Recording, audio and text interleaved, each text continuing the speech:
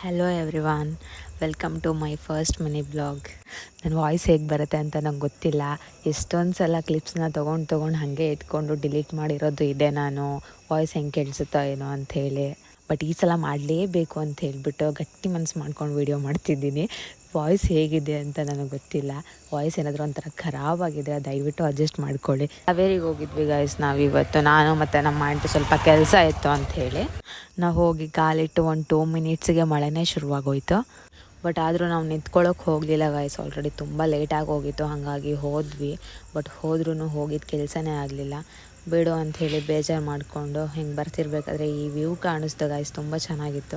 ಹಾಗೆ ಈ ಕ್ಯೂಟ್ ನಾಯಿ ಮರಿಗಳು ಕಾಣಿಸಿದ್ವು ಗೈಸ್. ಹಾಗೆ ಅದಕ್ಕೊಂದು ಹಾಯ್ ಹೇಳಿಬಿಟ್ಟು ಬಸ್ ಸ್ಟ್ಯಾಂಡಿಗೆ ಬಂದು ಕೂತ್ಕೊಂಡು ತುಂಬ ವೇಟ್ ಮಾಡಿದ್ಮೇಲೆ ಬಸ್ ಬಂತು. ಹಾಗೆ ಬಸ್ ಹತ್ಕೊಂಡು ಸೀದಾ ಹಾವೇರಿ ಕಡೆ ಹೊರಟ್ವಿ. ಸ್ವಲ್ಪ ಹಣ್ಣುಗಳು ಬೇಕಾಗಿತ್ತು, ಹಾಗೆ ಮಾರ್ಕೆಟಿಗೆ ಹೋಗಿ ಹಣ್ಣುಗಳು ತಗೊಂಡು